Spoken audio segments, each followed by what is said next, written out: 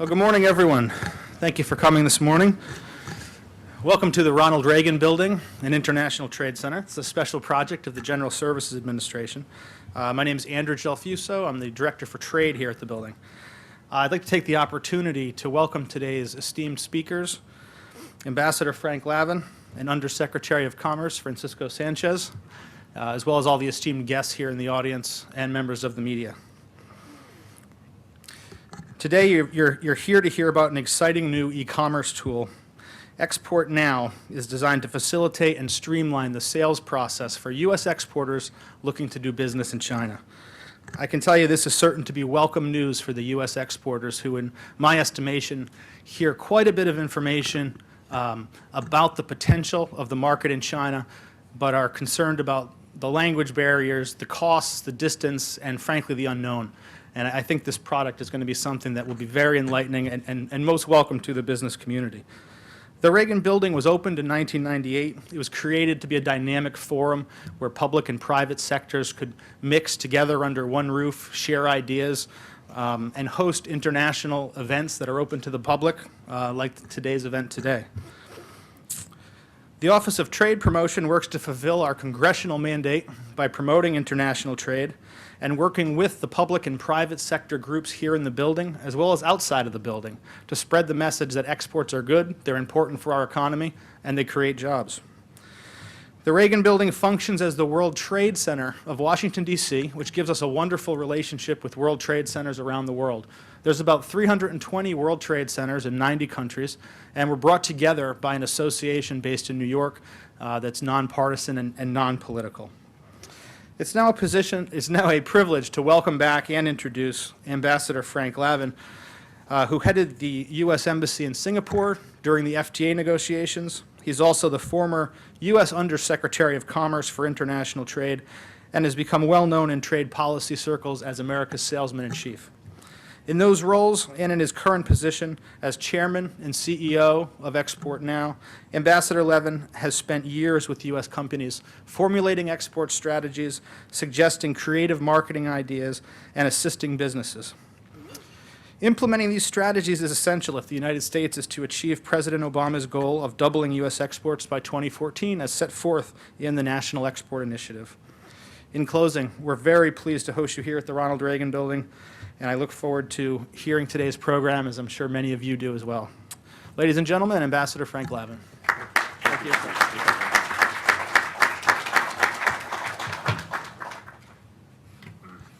Thank you. Thank you, Andrew, for those very kind remarks. Thank you, everybody, friends and colleagues, for joining us here today, which we think is a very important step ahead for U.S. business and U.S. commercial policy.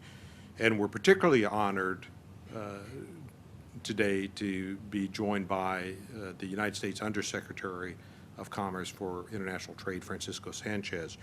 Before we turn the podium over to the Undersecretary, let me take 1 second and introduce the leadership team of Export Now, which is here today as well. John Hoover, our U.S. CEO, in back, waving his hand. Next to him, Seth Lavin, who's our Chief of Staff in the U.S., and Ron Wardle, our in the corner here, our Chief Marketing Officer. So please make it a point to, if you can't buttonhole me afterwards, to talk to one of them. But let me go to our honored guest right away. You know, every commercial initiative takes place in a policy environment, and one of the exciting attributes of the Undersecretary's role is the job he's done in shaping that environment so that it's as easy as possible for U.S. businesses to export abroad, and the U.S. businesses have as much chance as possible to compete effectively in those markets. And I'm delighted to say that it's with his help and support that we're able to get to where we are today in the launch of this successful undertaking.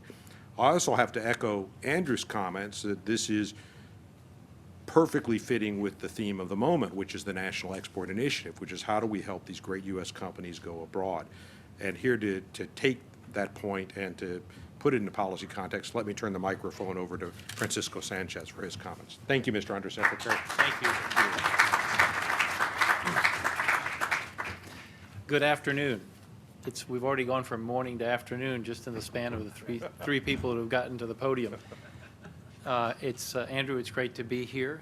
Thank you for hosting this today. Ambassador Lavin, thank you for that informative introduction, and more importantly, for letting me be a part of your show. I'm not the featured, I'm really not the honored guest. The honored guest is the really incredible product that Frank's going to be unveiling here. That Frank and I share a special bond. From 2005 to 2007, he served in the same role that I currently have as Undersecretary of Commerce for International Trade. And I have to tell you that I got nominated in March of 2009, March, I think, 26th to be exact. And on March 31st, I think I waited about 3 or 4 days, I was Skyping with Frank while he was in Hong Kong, and I was here asking him everything I could about the job that I was about to undertake. And the lasting memory, it was very good advice he gave me, but the lasting memory I'll have of those encounters, and we had several, he became one of my tutors, if you will, is we would do these, he was in Hong Kong, so we would do these at 6 in the afternoon, 6 in the evening for me, at 6 in the morning for Frank. And you would think I'm the one that was just getting up, and he's the one that'd been up, because he was full of energy. I assumed he'd already had 7 cups of coffee, but just full of energy and also full of a lot of insight. And I have to say, you prepared me well. It really is a pleasure and a privilege for me to serve in the same capacity that Frank did, except now in the Obama administration. And although we served at really different times, we shared common goals to support American businesses by expanding their opportunities to sell U.S. goods and services abroad. This is very, very important work, especially at a time when many Americans are still struggling. And so why would you say this is so important in that context? Because when businesses enter new markets, they can increase their customer base. When they increase their customer base, they increase their sales, and when they increase their sales, they hire more workers. It's that simple. Exports impact jobs. In fact, for every $1 billion in U.S. exports, roughly 5,500 jobs are supported. And putting people back to work is President Obama's top priority. And that's why he launched, as Andrew made reference to, and Frank did too, the National Export Initiative about 2 years ago. The goal was to double exports by the end of 2014. And we're doing pretty good so far. Exports have been a key driver in America's economic recovery. Last year, exports grew 17%, the second highest annual total on record. And it's the largest year-to-year percentage change in 20 years. They contributed to nearly half of all U.S. economic growth last year, and exports supported 9.2 million American jobs. So I think the facts are very clear. Frank has known them probably long before he had the job that I have. Exports are good for the American economy. And selling goods and services overseas should be a part of every business plan, especially in these rapidly changing times. We live in the age of transformation. Technology has brought us closer together and really has changed all the rules. And the pace of change is accelerating faster and faster. To illustrate this, I want to borrow from the New York Times columnist Tom Friedman's new book, which examines American competitiveness in the context of the global economy. He notes that just a few years ago, Facebook did not exist. Twitter was a sound. The cloud was something in the sky. 4G was a parking place. LinkedIn was a prison. I did not know that. Applications were things you sent to college. And Skype was a typo. Now in 2011, all these things are really part of our everyday lives. Technology has changed the way that we interact and the way we live. And it's naturally changing the way that we do business. For your local mom and pop store, the competition is no longer just next door or even across town, or even within a state. The competition is across the border and overseas. And to borrow a line from Frank's book, it's never been easier for a foreign competitor to enter a local market here in the United States. So it is absolutely critical that U.S. businesses are able to compete abroad. And it's important that business owners look at global trade as an opportunity and not a threat. After all, 95% of the world's consumers live outside the United States. Foreign markets are where the action is. For example, I just came back from APEC, the Asia Pacific Economic Cooperation Forum. And as you can imagine, Frank, China was a big topic, and understandably so. Let me just give you some statistics. U.S. merchandise exports to China totaled nearly $92 billion, growing faster than our exports to the rest of the world. China was our second largest trading partner and our third largest export market, and our bilateral trade in goods exceeded $450 billion. Clearly, this is a huge market for U.S. goods and services. Now, unfortunately, as we all know, there are great challenges that often prevent American companies from seizing these opportunities. And that's why I really want to commend you, Frank, and all of your team at Export Now. The work to build new bridges between China and U.S. companies will help connect the supply and the demand. And as you'll see in just a few minutes, the e-commerce strategy is just the type of creative tool that can help U.S. businesses reach new customers and generate new opportunities in China. It makes selling to these markets easier and more cost-effective, which are two of the most important ingredients for success. So clearly, it's good for business, it's good for jobs, it's good for America's long-term competitiveness. And like all of you, I'm eager to see this demo. So let me close once again by thanking Frank for letting me be a part of this introduction of this new product. I look forward to working with all of you to expand opportunities for American businesses in China and everywhere else. Thank you very much. Thank you, Frank. Thank you, Frank. Thank you. Thanks a lot.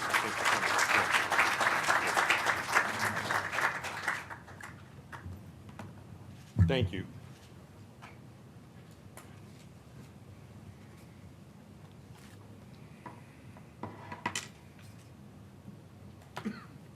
Thank you, Frank. Why don't we take a minute and walk through Export Now and the business model and what it does and how we believe it's going to advance U.S. businesses' ability to export along the lines that the Undersecretary just delineated. But let me put it in context for a minute and just try to explain it in general terms, then we'll go to a PowerPoint first. I think we very much had similar experiences at the Commerce Department. Francisco's in the middle of it right now, and I had mine a few years back. But the point is this: we've got this enormous responsibility for export promotion to work with companies to help them be successful overseas. And so there's a lot of presentation, a lot of outreach, a lot of connectivity, a lot of sales, a lot of problem solving for these terrific U.S. companies as they grapple with international challenges. And I saw from my perspective that, there was a mixed message out there. On the one hand, intellectually, there was widespread respect and agreement for this core message that companies needed to get serious about international activity. So intellectually, U.S. businesses were very much in agreement with this point. But functionally, it was daunting. It was just intimidating. There are many obstacles. Most people in this room have some kind of international orientation or responsibilities. And for those of us who do this for a living, we're very comfortable in this space. But we also know, by the same token, companies that spend their entire life in a certain set of disciplines that aren't internationally oriented can find it very troubling to try to enter new markets. And there are a series of burdens and challenges that cumulatively make it very difficult. So it was with that logic behind, say, how do we bridge that gulf? What do we do? And we do this by, we set up a logistics channel and an IT channel and use the magic of IT and integrated logistics with overseas e-commerce to make it as easy to sell overseas as it is to post on eBay or Amazon shops in the U.S. So we've set up this U.S. to China mechanism so that U.S. companies can sign up in English from their desktop or their factory, their office in the U.S., just as you would sign up for eBay, ship us a product to Long Beach where we consolidate, take to Shanghai. We run a bonded warehouse out of Shanghai, we fill the orders. So now you can enter the Chinese marketplace just as easily as you can post on Amazon. For the U.S. merchant or manufacturer, everything they do is in a domestic U.S. setting. They deal with American account support, they deal with pay and receive in U.S. currencies, they deal with U.S. time zones, they ship domestically. For the Chinese consumer, everything that consumer does is in that person's local sphere. They pay in renminbi or in local currency instruments. They deal in Chinese time zones. They deal Chinese language support. So everything for them takes place in a setting they're familiar with. So we've taken the cross-border difficulties out of the procedure. Let me see if I can just walk through if I can handle this right.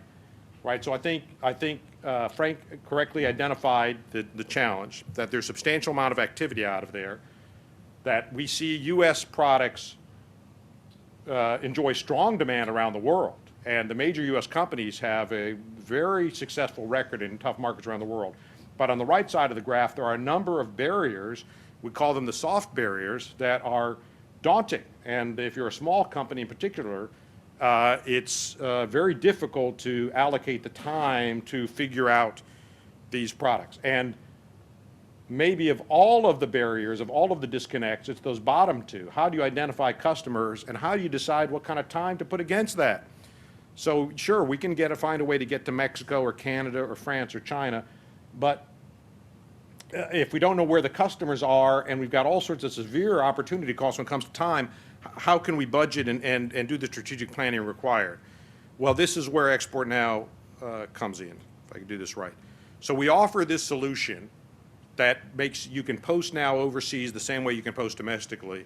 But I think the key point I want you to take away from this slide is the very last bold bullet, meaning the pricing model here is designed so that the U.S. company can sell in China more or less at the same price point as the U.S. and more or less at the same margin as the U.S., right? Which we would say, even if you go back a few years, would just not be possible except for the very top of the Fortune 500 companies. Now, we do this because we partner with the largest e-commerce platform in China, Tmall, which is also the largest e-commerce platform in the world. And I think Americans know that China is developing. They know they have a fast-growing economy, know that it's a very digitally oriented society. But even so, I think most Americans don't fully appreciate that bold line in the first sub-bullet, that there are 370 million registered customers on Tmall, and that they generate $60 billion in sales. So it's not just the largest e-commerce platform in China, but it is the largest in the world. And you could also say it's the largest phone book in the world or the largest billboard in the world. But this is a society, although still developing, is just more digitally oriented than we'd see equivalent activity in the United States. The United States has a better developed mall infrastructure, you could say, higher car ownership density, and for many middle-class Chinese consumers, e-commerce is the preferred channel. Now, how does this work? Well, if I can do that, let me just take you through the mechanics of what happens when you sign up. So this is the Export Now website. You register on our website as a U.S. manufacturer, reseller, seller. You sign up, basically the same mechanism you'd sign up for any other kind of e-commerce platform. The difference is your customers are in China, not in the U.S. You ship domestically because we consolidate in a depot in the West Coast. So you upload the product, you create the shipment, you can track it all from the website, integrated logistics. We take it to China. We run the service to China, take care of customs clearance, have a bonded warehouse. Any product sold in China has to have a Chinese label, so we'll take care of labeling, working with you on that, stock it in the warehouse, and then post it. Your product description translated, your photograph, or adapted as necessary. This, by the way, is the Tmall webpage, so you can go to tmall.com. And by the way, it's worth clicking around even if you didn't take Chinese, because the search window is searchable in English. So you can go to that search window, you can type in Levi's or tennis rackets or electric toothbrushes or pet supplies or anything you want in the search window and see what comes up. Chinese consumers buy through Tmall the same way they buy any other product. We take care of order fulfillment, take care of all tariffs, duties, taxes, payments, and so forth, and then remit the funds to you. So you've got basically integrated back office fulfillment support situation so that you can sell into China from your desktop. Now, a word about Tmall. Mentioned 370 million registered customers. the most powerful e-commerce platform in the world, fastest growing market in the world. Extraordinary success currently for U.S. companies, but as we note, the only U.S. companies that can currently do this are the companies that run their own warehouse, their own flagship store, their own team on the ground in China. It's not extraordinarily expensive, but it's going to be prohibitively expensive for many middle market and smaller U.S. companies, especially if you don't know what your ultimate sales might be in China. So if your ultimate sales in China might be $1 million or $2 million, that's not bad. But if you've got to spend $1 million in IT cost and warehouse cost to set it up, it becomes prohibitive. So we've opened the door so you no longer have to be that top tier manufacturer retailer to hit that market. People ask what kind of buying power do Chinese consumers have? The short term, the technical term for this is PDI, pretty darned impressive. Meaning it's a wealthy society, it's got a ambitious consuming middle class, and it's got world-class quality aspirations, and American products fit very much with all of those needs. And we want to today highlight 4 of our exporting partners, 2 of whom are kind enough to be able to join us physically in the room. Let me just first give some samples. And by the way, we have goodie bags for everybody here too. So because you've been good. Wayne, you might not get one. The rest of you will get one. No, but let me just highlight the 4 products. One is the specialty sandals, flip-flops that are made by Feel Goods. So we have these. We have, secondly, a specialty car wash solution, wash drops we made. Third, we have a fascinating portable whiteboard that is called Wizard Wall, invented, produced by Mike Fogarty. Mike's standing in the back, and Mike is going to be able to talk to you more about this, but we're delighted Mike's here today to join us. And we also are very privileged to work with the largest producer and distributor of yarn in the United States, Lion Brand Yarn. And Evan Blumenthal's here today. Evan, I saw you. There he is, because Evan's here as well. So thank you for joining us, Evan. Thank you, Mike, for joining us. And to commemorate our launch ceremony today, what I'd like to do is to present the Undersecretary with his own goodie bag, which I'm told fits within our gift rules, right? So you're able to accept. So we couldn't get you the smart car we saw on the screen. Oh, But that's not American. What's wrong? that's true. You can't take that. Okay, Okay, you're right. we'll present you with this. Great. Thank you. Thank Thank you. you, Francisco. Thank you very much. Very good. Good. Thank you. Thank you all for coming. Very good. Good. I think we have time for questions, if there are members of the press there, or we can break and take questions after, but I think there were some members of the press who indicated they had questions before, and the Undersecretary's consented to stay. Yeah, Alan. The goods are sent on consignment. That's a good question. The question was inventory. How is that arranged? Remember, this is a long tail model, meaning just as we see with domestic e-commerce platforms, some products will move quickly, some will move slowly, some might not sell. So what we can represent to American companies is this is the best and the simplest and the least expensive way to sell into China.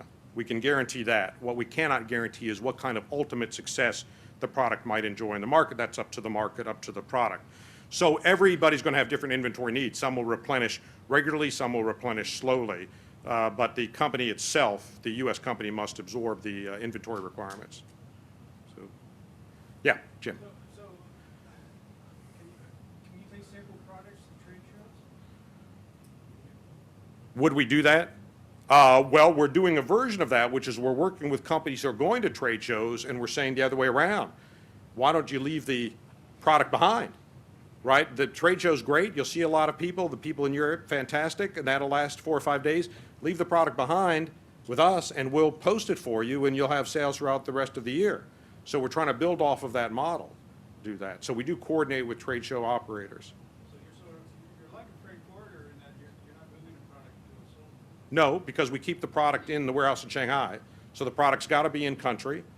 That's one of the reasons we don't have a lot of e-commerce now that's cross-border, it's legal now. I mean, people here, I'm sure everybody in this room has purchased something in the last 6 or 12 months through an e-commerce platform, a gift or something for themselves. But my guess is very few people in this room have bought something from another country's e-commerce platform. And there are several reasons for this, but one reason is logistics, that you see you're on a UK website, or if you read the language, you may be on a French website or Japanese website, you see something you want for $30 or $40, but it costs $30 or $40 to ship it. So you say it's not really worth the bother. And consumer confidence is the other deal breaker, to say even if I buy this product from London and I pay the extra $30 for it, am I going to be able to return it, or can I talk to somebody in London if I've got an issue? And it depresses consumer confidence when you move cross-border. So we fixed both of those problems. We said, let's take the product in-country on a wholesale basis and distribute and do customer fulfillment from Shanghai. So this greatly reduces logistics cost. If you do 3 things with logistics, you take out about 98% of cost. Ship wholesale rather than retail, ship sea rather than air, and consolidate rather than shipping LCL, less than container loads. So if you ship full container loads and those other 2 attributes, you will strip out about 98% of the cost. So instead of a $30 shipping fee, there's a $1 shipping fee. So it becomes, that's what we said, you more or less hit the same price point in China that you have in the U.S. So, yes, sir. What is the price for, what's the cost of the service that exports now offer? Good. Flat price? Good question about what price, what is the export now pricing model. There are 2 attributes of this. There's a sign-up fee and there's a transaction fee. Sign-up fee is $3,000. So for $3,000, you are posted for 1 year on Tmall, right? And that's 1 cubic meter of goods. So it can be multiple SKUs, or we prefer 1 product family, but multiple SKUs. Then there's a transaction fee. Transaction fee depends on several attributes because tariffs depend on which line item you are, and Taobao's fees can vary a lot too. We think the ultimate cost to the U.S. merchant will be about between 15 and 20%.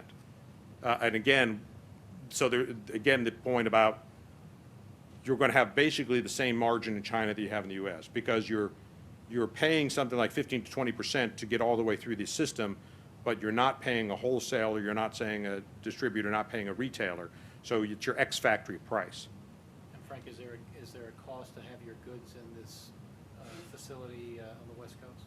No, because the West Coast is just a depot. West Coast is just consolidates. So no So cost. there's no storage there. Everything just moves out of the next container. So no, there's an ongoing replenishment cost. So if you're selling well, and your products are moving, and you say I'm dropping in inventory, I need to replenish, then that's a pay-go system. But again, that's no different conceptually than anything you might do domestically. So if you're shipping to Boise, Idaho, and you say, well, my product's selling out in Boise, I've got to ship. So that's good news.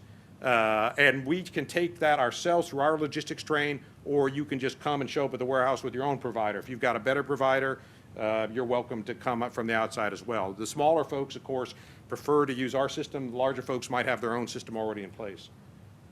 Yes, sir. Is there a profile in terms of the products that would make the most sense to use for this model? I'm thinking some of the more high-tech, intellectual property intensive products. Yep. Is there a danger there of counterfeiting and the like that we hear all the time about the China undersecretaries involved? Sure. Well, we're all very sensitive to the IP issue, so it's a great question. But I can say first, to answer the question more conceptually, what we look for, we're an open platform, so our bias is to be supportive and be positive. We want U.S. companies to get in the export business. So we try to be helpful as we can. Our job is not to say no or we don't think it'll work. Our job is to say, look, if you want to try, we want to work with you and make a try. And it's not for us to try to guess the market. I guess this is similar, I think, conceptually, that eBay normally would, if you call up eBay and say, I want to post something and sell on eBay, they normally would say, great. They normally would not say, don't even try. So normally our starting point is to try to be positive and try to be supportive. However, you ask the right questions. Are there constraints or considerations that we ought to be mindful of? And there are certainly several. One is, our general bit of advice is try not to compete on price. It's got to be a brand or a product or an attribute where we think there'd be market traction. And you think of the great U.S. companies that currently compete in China, whether it's Apple iPads or Levi's jeans or Procter & Gamble products, But these are products that are very well respected by the Chinese consumer, and no doubt there are many other products we know in our home market here, but they just haven't reached China yet. So we're looking for product attributes or brand strength that I think allow the product to compete. Regarding IP, there's the very important point that we talked about when we were in government, and I'll just repeat now, the best defense is a good offense. And we talk to companies all the time that say, I'm concerned about what's going on in China. It might be piracy, but it might be a mimic. It might be a legal product, but it's mimicked. Or it might be some attribute is mimicked, or some part of it mimicked. To say the single most effective step you can take to combat that is to get into the market as aggressively as you can. And the example there is the iPhone, where there have got to be 50 different companies selling phone-type products that there might be a white plastic shell, it might have some of the iPhone apps, it might look and feel like an iPhone. There might be some people trying to directly copy it. But just the message to Apple is go as fast as you can, because Chinese consumers are increasingly sophisticated and they want the authentic product. And I can tell you this, if your wife's birthday is next week and you promised her you'd get her a phone, don't get her the knockoff. You better get her the iPhone. And she'll know what it is and you'll know what it is, and it's a mistake not to treat your wife the right way. So the point is the Chinese consumers are as sophisticated as the American consumers. So my view is get these products to market and you'll be successful. Francisco, do you want to comment on that? Thanks. Sorry. Yes, sir. Export now sounds highly automated, which brings up the marketing and transportation question that a lot of companies have trouble, especially in China. So I think most Chinese consumers buy American products because they're better quality and more sophisticated. Does export now help with that translation when say you're describing the product on Tmall's website? Absolutely. It is not automated. It is done by hand. Because you're right, how this is presented and positioned for the consumer is vital to make it as easy as possible for the consumer to find, to make sure that specific attribute is described in the right way. And if you use an automatic system, you can garble some of this or mix some of it up, and it puts the burden entirely on the consumer. But we say we have to put the burden on ourselves to present to the consumer the right way. So it's done by hand. Thank you. Yes, please. Okay. 欢迎你来，谢谢你来。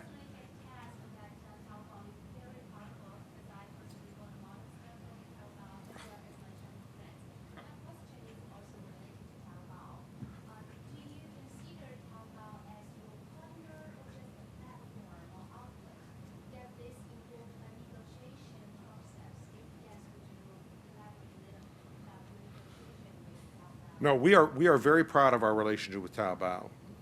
It's a close relationship. It's a working relationship. When we first started this project over a year ago, we started it by flying to Hangzhou and meeting with Taobao leadership to explore this with them.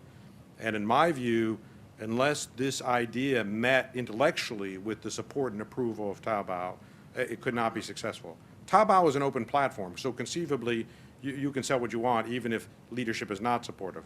But in our view, this is a reasonably complicated undertaking. It involves us doing a fair amount of education in the U.S., not just the opportunities of the Chinese market, which I think many Americans don't fully appreciate, but also how powerful Taobao and Tmall platform is, which again, many Americans don't fully understand. So we said we are going to have to take a fair amount of time and effort to make this kind of presentation to American audiences. And so we like to have Taobao support. Taobao's been very supportive, and we're grateful for that relationship. Thank you. Yes, Ron. How do you handle agricultural products, particularly packaged? Good question. Good question. How do we handle agricultural products?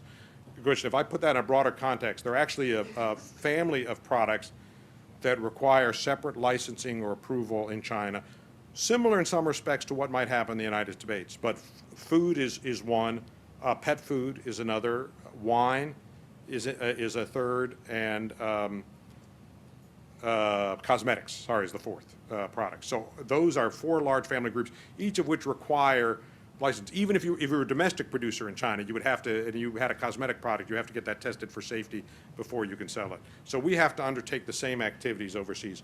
We offer those services to producers. We are not ready to go with all those family groups today, but we offer those. So if you send us a test packet, we'll put you into the approval process. Now, ultimate decision is up to the government. But in general, U.S. packaged food producers in the United States do well in the Chinese market. You do that on a fee basis? On a fee, but yeah, and that's just a pass-through fee. That's not, I mean, what we want to do is facilitate sales. So we make our money off of your sales. So, good. Yes, sir. Brian. Thank you.